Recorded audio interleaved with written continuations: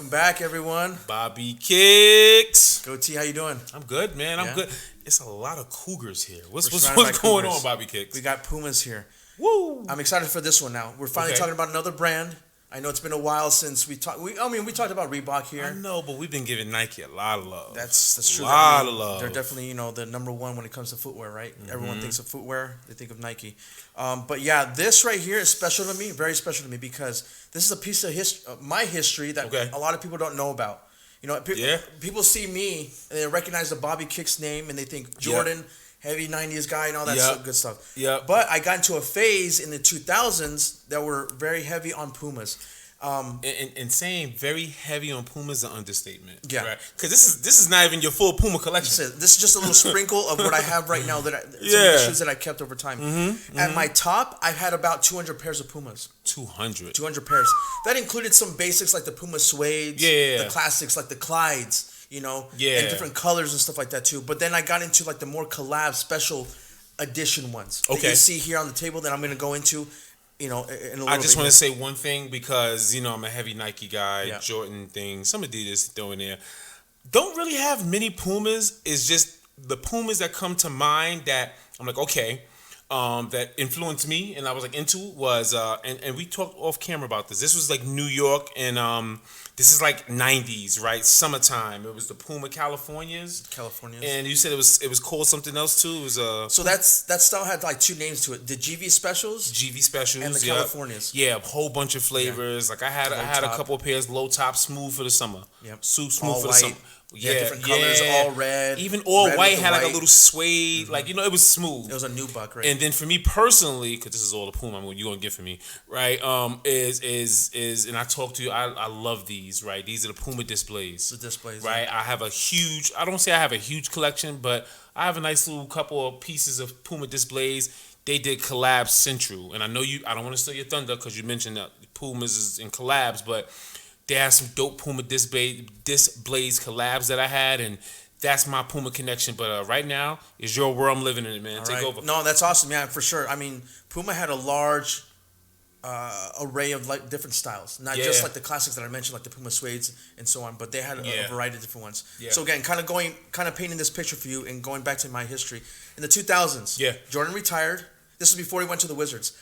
I stopped watching basketball like in 99, 2000. I was like, I was disconnected from the NBA and basketball. I was in school, studying, going into design, experimenting with art, just doing that side of my I guess my life, right? Just going into that world.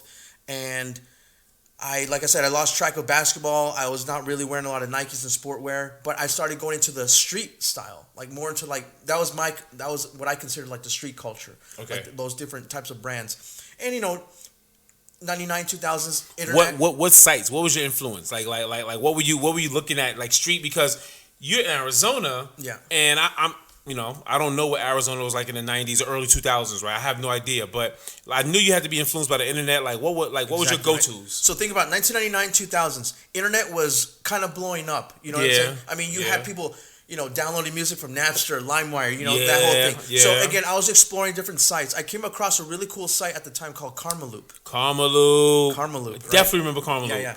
Karmaloop was like my site that I came across. I was like, wow, they had some really cool T-shirts. That was like your influence. I saw a lot of cool designs. That's what I saw on the apparel. Cool designs. Again, I was really into like art at the time, right? I was like trying to rediscover a new style for myself. Okay. Right? Okay. A new personal style. Okay. More into like the more street style, things like that too. Okay. Again, going through their online store, looking at different things. One brand that really caught my eye was Kid Robot at the time. Ooh. That was my equivalent. That's the equivalent to today's Cause, like the the Kubricks. Of course, yeah. Like figurines. Yeah. Kid Robot had a lot of figurines. You know what? A lot of apparel. Kid Robot. I mean, I know this is Puma, but one of my favorite palette of Nike is the Kid Robot Air Max 1s. I love those. But go ahead. Sorry, Nike. Sorry. That's all good. That's my favorite. But again, Karmaloop. I saw the catalog of different shoes, apparel, stuff like that. They had some Pumas in there. Yeah. But that was my dive into street culture, right? Like the street style. Okay. So, anyways, I was going into that. I noticed some collabs here and there, and I actually saw a pair of shoes on their online store that really caught my attention. And I actually have a pair right here. These are the Karmaloop collab. These are the Puma match Okay.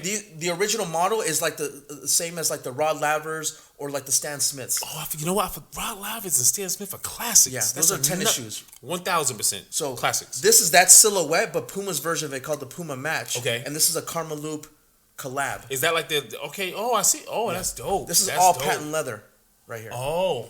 The cool thing about this particular shoe, the laces have actually they're I guess woven in there. It's 24 karat gold in the laces. If you feel the laces, they're all stiff. They're actually like they're not like a soft. Wow. So there's crazy. Gold in there. That's crazy. I saw this pair. I was like, this is cool. So I bought these, and then I started getting into more, Pumas here and there. Yeah. At the time, I saw, some other people around me that were wearing Pumas. I was like, this has a cool silhouette to it, a cool style to it.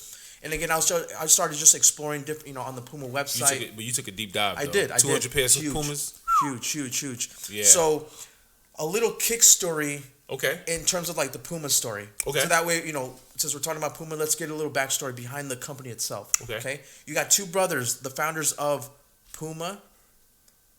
Let me backtrack. There's two brothers that created a shoe company. Yeah. The Dazzler brothers, Adolf Dazzler. Okay. And Rudolph Dazzler. The Dazzler brothers, right? Heard of them? Yep. Yeah. They created a company at the time. This was in the 1920s. Okay. Footwear company, sportswear company. And in Germany, I'm assuming. In Germany, yes. Germany, I'm sorry, okay. yes. In Germany. Okay. German brothers founded this company, okay, the Dazzler brothers, and footwear and so on. But they had a fallout. So Adolf Dazzler, I was going to say something else. Mm-hmm. Adolf Dazzler and Rudolf Dazzler created their own companies. They separated themselves because they had a fallout, right? Okay. So Adolf, which was his nickname, Adi, created Adidas. So he created Adidas. Adolf and Rudolph created Puma. So they went their own ways. And if you notice, Puma and Adidas always had similar silhouettes and styles. Yeah. Like the shell toes almost mimicked like a little bit of the suedes, without the shell toe in the front, but they had a little bit of the same similarities. That makes sense. Tracksuits.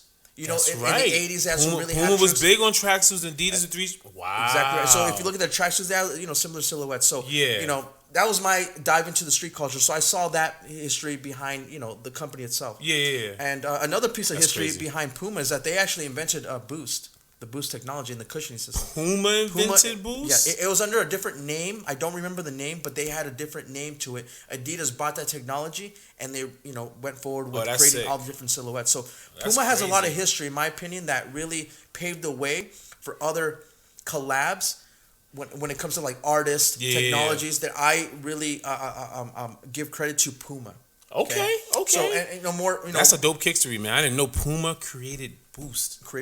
Puma created Boost. That's wild. And they were once brothers. Adidas and Puma were once one company. Family turned rivals. That's exactly crazy. Right. So years later, we see different silhouettes. But moving into my personal story, my kick story, in the 2000s, I started getting really heavy. I met a good friend of mine. He was a store manager of a Puma store here in Phoenix. It was before the outlets became big. It was an actual store. Okay. He hooked me up, man. He actually showed me previews of different models that his premier stores outside of Arizona had, like New York and LA. They were called the Black Stores. Okay. The Black Stores. These stores were like the high-end models that they carried.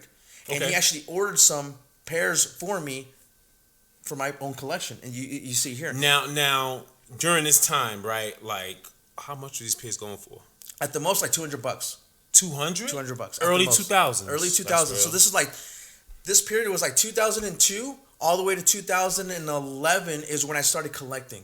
Okay. Pumas. Okay. Again, I left Nike. I left basketball. I wasn't paying attention. I was more into design, different silhouettes, colors, art, everything, art influence, and all that. So I was trying to find a new style for myself. Damn, 200. You know what? You know what's real about that? I'm gonna be honest with you.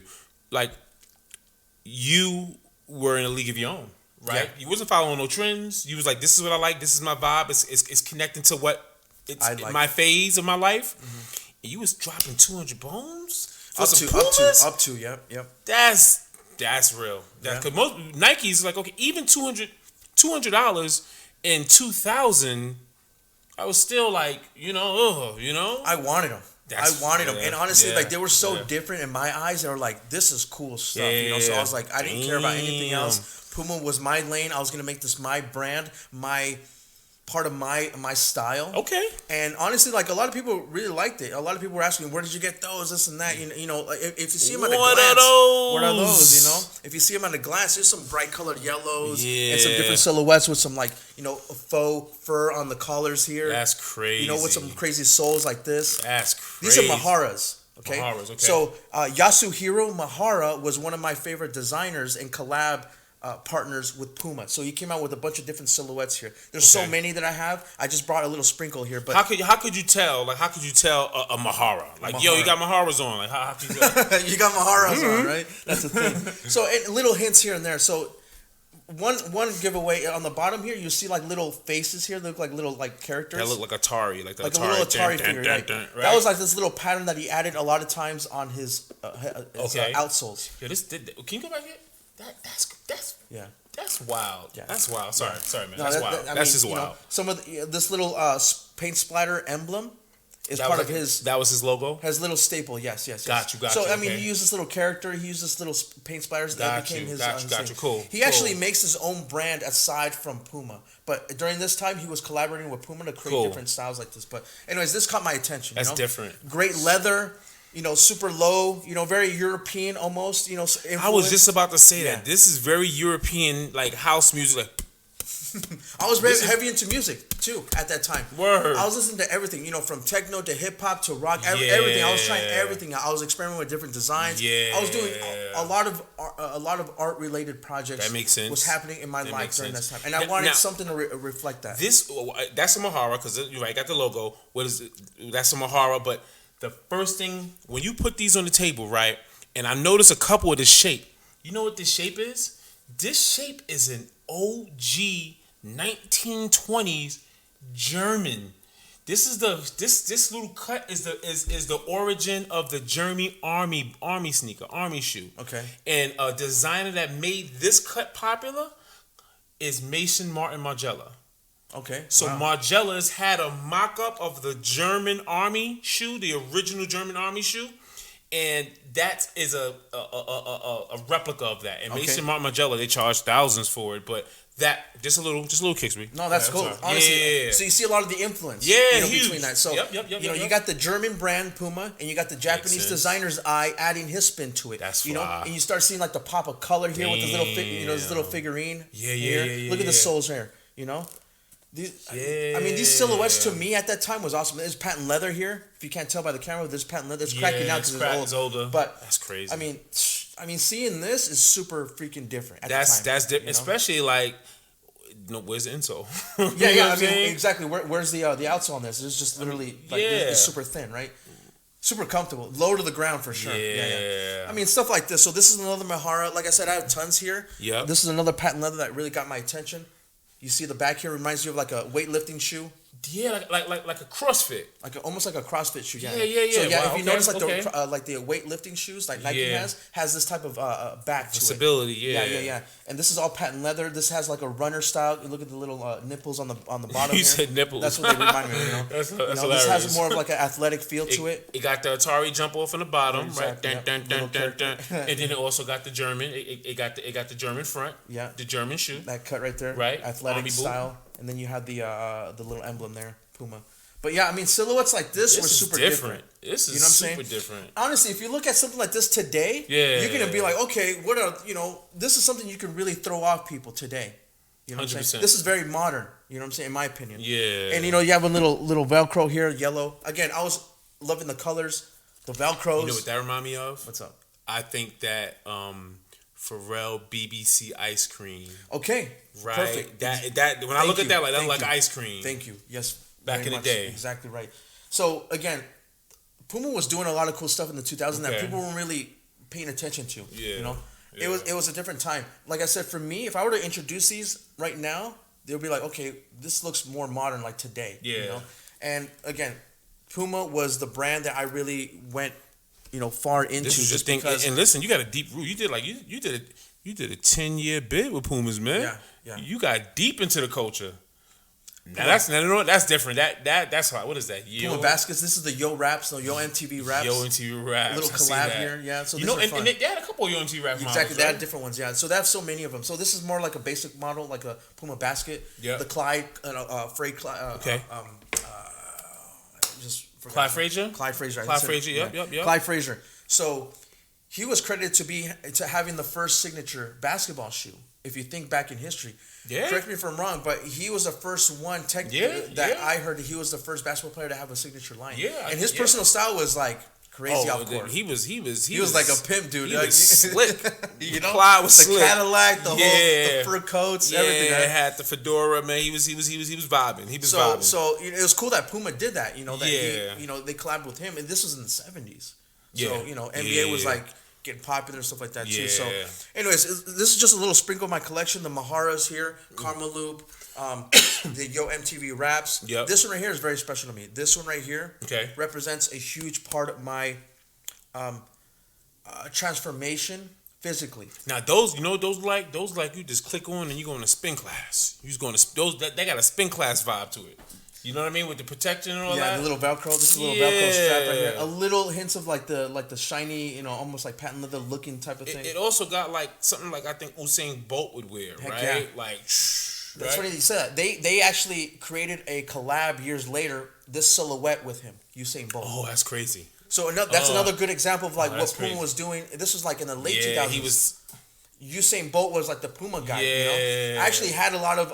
I still have some pairs with the Jamaican color schemes like that I have in my collection. Yeah. Super cool colors. I love that stuff. You know what?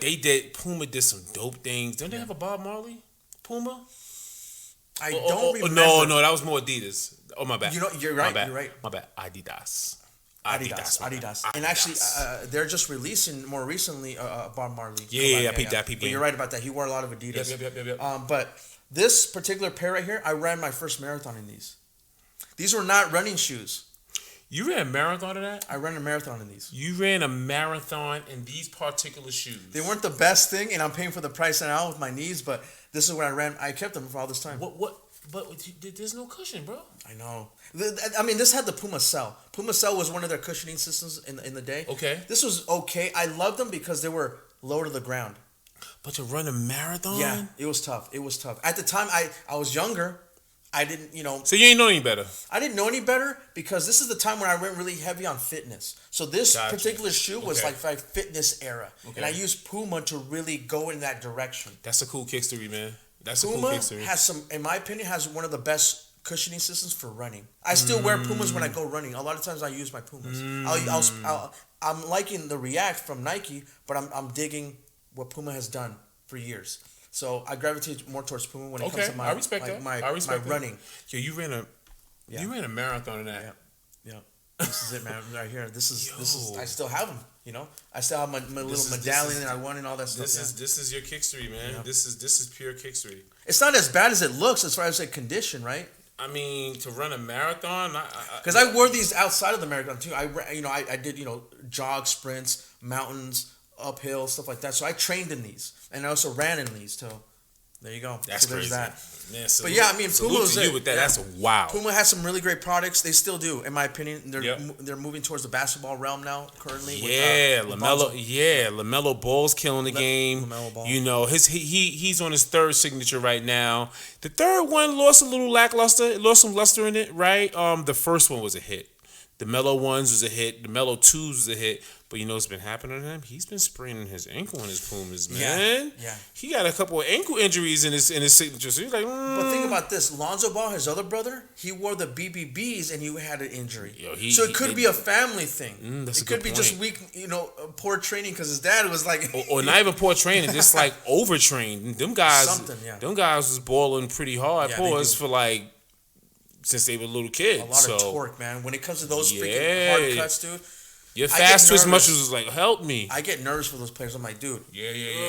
But that's just my personal experience from that. No doubt. So, Pumas, Maharas. You got some Karma Loop here. You got some, my fitness era. You got my streets. What's that? How many was it? 24.2 was a marathon. 24.2 24.6. You got the 24.6s right here. That's what I'm calling these. These are the 24.6s. And I still can't believe you're in marathon. Yeah. That doesn't make sense to me. Yeah, man. That's real. These right here are super funny looking, but these are very special because this is part of another line of Pumas. These look like these look like some Poindexter joints. Like, this ain't your size, man. What is this, man? I know. They're super long, for sure. Yeah, hey, yo. This is, come on. What is this? Okay. What is this? These are Pumas. They're called the a Black Label line. Okay. Black Label. So the Black Label that Puma had was like their luxury line, and if you notice, it has like a tuxedo look. These are actually called the tuxedos. I know these are older because I see patent leather on these joints, but okay. So all black patent leather, all white patent leather. So you would rock this with a suit. This could be a suit, joint. Yes, exactly. I see the vision. So yeah, this is more of the dressier type shoe that Puma came out. I wish they would have kept this going. Because this, like I said, this is the Black Label. This is a more dressier type, but it also had like an athletic sole to it, but like a luxury upper. Mm-hmm. So these are very rare, Are these rare? Like these are rare. The Black Label was the Black Label line in general rare overall. Oh, it's expensive. Black Label, True. So this was like the $200 range at the time. 200 plus. True. I had some other shoes that I wish I would have kept. I can go down memory lane, forever, But yeah, these are one of my most expensive, more up there price range. The next one here is called the 96 Hours. This is another line that Puma had. 96 Hours. This one too. Yeah, this was the 96 Hours. This is the 96 Hours. So 96 Hours represents like for the traveler. They represented for those that are always on the go. Okay. Because I'm sure you've heard of like traveling like going on airplanes, like airplane, the traveler, like the businessman that wants to look good, but also wants to be short, comfortable, and sporty. They made a line for that type of persona. Okay, Puma had a line for everyone, and that's why I really love Puma. I'm starting to see that. Puma, I'm telling you, in the 2000s, Puma was doing it, man. They had suits, they had everything. So let me tell you about 96 Hours and why this is special to me. Okay. Because, like I said, this is for the traveler, right? Premium luxury leather, super comfortable silhouettes, right? And part of the 96 Hours, they had apparel that went with this. They had bags, so they actually made like business suits. Okay. That were wrinkle free, that you could literally like pull up in a ball, put it in your bag. You pop them up. It's looking good. You can wear shoes like this that look good with it. Oh, that's crazy. And they came with bags too. They also sold like leather bags, like premium leather bags for the traveler as well. So suits, bags, shoes. Socks and the everything. The purpose was it for to be comfortable and convenient when you travel. Comfortable, convenient. You look good. Premium materials for the traveler, for that type of persona. Now price range. I'm assuming this was up there too. So it's like a Black Label joint. 150, 180. Okay. Yeah. Okay. And so, anyways, these are just some examples that I got at the time. I'm really glad I kept these because there was a phase where I was like, I'm just gonna get rid of a lot of shoes. But I kept a lot of my premium ones here. But this one actually has woven in here actual silver in the soles. Silver in the soles. Yes, to neutralize the odor, the foot odor that you can have when you're a traveler. You're limited to. Yeah, especially long. They thought about all those details. Yeah. So silver neutralizes odors, and they have this inside the soles here. All right, so you know what amazing Kickstory, amazing. I ain't gonna lie to you. I was a little hesitant on this episode. I'm like, Puma, this and Currently, that. they don't have much, but in their history, in their past history, in their recent history, they had a lot of cool stuff. Yeah. I'm surprised they're not keeping it going. But this is what I just because I'm a student, right? I'm forever a student with anything. But in this episode, Puma figured it out before any other brands. They had sections for like every single avenue of life, I feel. Yes. You know what I mean? It's like 96 Hours. Like, who's thinking of that? They were truly a lifestyle brand that catered to different personas. Yeah, okay. Art and crazy collabs, Maharas. You got some really cool, other type of collabs. You got this. Dedication MTV. To the 90s. Exactly right. Dedication to the 90s, okay. You got I feel the that. online retailer, Karma Loop, You got the athletic styles here. You got the dressier ones and the travel. They had everything. They had so much more. But this is just a sprinkle of the collection that I have. That's special. Like I said, at the tops, I had like 200 pairs. Yeah. And I kept most of them. But the ones that I let go, I'm like, man, I wish I would have kept them. But that's super rare stuff. You know what? I Puma, salute to Puma. Heck yeah. I'm glad to see them coming back with a little bit of basketball line. Is that the name of the episode? Salute to Puma? I think so. Salute the Puma? Salute to Puma. Salute the Puma. Cougar brand, the Cougars. Yes. So that's it, man. I mean, honestly, this is dope. Yeah, this was my 2000 phase. It's from 2001 to all the way 2011. So this period of time, again, design, art scene, street style. I was doing it all here. I spent some dough trying to collect this. This is pure Bobbykicks Kickstory. Pure Bobbykicks Kickstory. So it wasn't always, Jordan. It wasn't always Nike and the Jordan brand, but it was Puma at this time right here. Yeah. And you know what? This and to be honest, this shows your versatility in the sneaker game. Yeah. In the sneaker game, this shows your versatility in the sneaker game. I'm not all about Nike all the time. When you want to talk about Pumas, and for those enthusiasts out there that have a connection with Puma, get at us. Comment, share, all this good stuff, because I want to hear from you guys about the Puma lines. Yeah. Good point. I am really curious to hear what the world got to say about Puma. Yes. Because Puma, it's interesting. Puma's like its own little vibe. I think so. Right? Like when I go to the Puma store, I see the Puma collaborations with like Ferrari, BMW, right? And they got the clothes. I'm like, that's cool. But, I'm not well versed in Puma. I only had a handful in my life, right? But hearing your Kickstory, I'm real curious to see like other people Kickstory, because I'm assuming there's way more brands or different collabs that you didn't mention, right? Yeah. And the ones you just mentioned with the Ferrari and so on, those are more like general release collabs. Okay. I was more into like the ones that you had to order, or you had to really dig into those special websites like Karma Loop at the time to find them. You know what I'm saying? So that makes sense. That's what I was doing in the 2000s. Early on websites and things like that during the internet era. But yeah, man, like this is, truly for me special, very special, because there's a lot of history, personal history that reflects like the shoes, like the running, the fitness phase, the art phase, and so on. So yeah, the ice cream BBC phase, boss, right? It's remind me of Chris. Chris Rock says, "Someone smudge my Puma." That one always stick out to me. Chris Rock, yo, Bobbykicks, this is kind of dope. Puma. I'm not gonna lie, I was hesitant. I was like, "Where are we going?" But hearing your Kickstory, it makes sense. Salute to you for your versatility in having these iconic collabs and sneakers. I kept them all this time. Yeah, you kept them. Yeah. A lot of people would get rid of them and stuff, but Puma, anyone working at Puma and the actual Puma company, if you're listening to this, please re-release a lot of these silhouettes. 96 Hours, Black Label. Yeah, that Puma Shameless Club. I will buy again. This is cool stuff right here. What about a Puma times Kickstory collab sneaker? Oh, that would be awesome, man. You know what? I'm gonna leave it up to you. I'm gonna say, hey, I just want Displays. So if I can get a Displays, it'll be the goatee version. But Bobbykicks, I want to see if they had a Puma. What silhouette that would be? What silhouette? All right, here we go. Why not? Let's do it, right? My silhouette, if we ever get a Kickstory, and I'm putting energy out there, energy flows where attention goes, right? So I'm putting energy out there. Puma times Kickstory. Also on Nike, but this is not about Nike. I want a Puma Displays, and I'll get to work. What would be your silhouette? Here's a silhouette that not a lot of people know, but only those that wore Pumas would understand. It's called the Easy Rider. Okay. I ain't gonna say. I'm gonna let you go. Go ahead. The Easy Rider. It's a really cool silhouette, man. It kind of reminds me a little bit of this shoe right here. Okay, so it got that vibe. And it does have the nipples on the bottom like this. Nipples. So the Easy Riders are really cool. It has a little bit of a similar silhouette like this. So I would have to lean towards the Easy Riders. Oh, Easy Riders. Okay. Yeah, that would be my silhouette. Yeah. All right, cool. It's classic too. All right. You know what? We may look back on this a couple of years and be like, hey, so. Hell yeah. You got anything else, Bobbykicks? That's it, man. I'm glad I got this out of my system, because Puma has been a big part of my history. You've been talking about doing a Puma episode for a long time. And here it is. Right? And I was like, oh, Nike, we cheating on you. But know what? It makes sense. Salute to you, Puma. I respect you, Puma. Oh, yeah. I respect your Kickstory, Bobbykicks. No, thank you, man. And thank you guys for tuning in. Yeah. And don't forget, subscribe. Yep. Hit that notification bell. And we'll see you on the next episode, right, guys? And share your Kickstory Kickstorians. For all those other Puma fans. I want to hear the stories. I'm inspired. Yes. Heck yeah. My man. All right, we'll see you in the next Kickstory podcast. Next Kickstory. Someone smudged my Puma. Peace.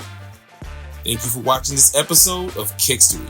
And don't forget to subscribe to this channel and hit that notification bell so you don't miss any episodes. And stay connected with us on Instagram and these podcast platforms listed here. We also want to hear from you.